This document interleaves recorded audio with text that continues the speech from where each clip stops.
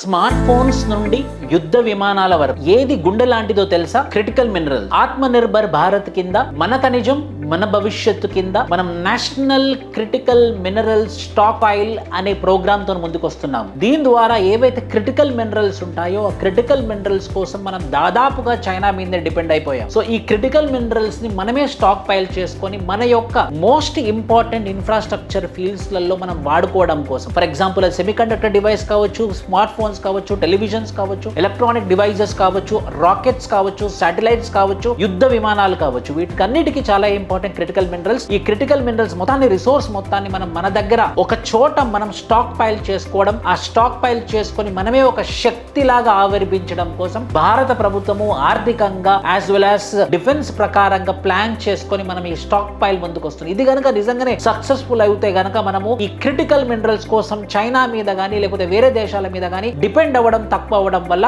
మనమే సొంతంగా ఒక శక్తి లాగా మనం ఆవిర్భవించే అవకాశాలు ఎక్కువగా ఉంటాయి. సో ఈ క్రిటికల్ మినరల్స్ ని మనం కాపాడుకోవాల్సిన అవసరం ఎంతైనా ఉంది. సో ఇది ఒక మంచి ఆలోచన అని చెప్పేసి మనం చెప్పుకోవచ్చు. Thank you. జై హింద్.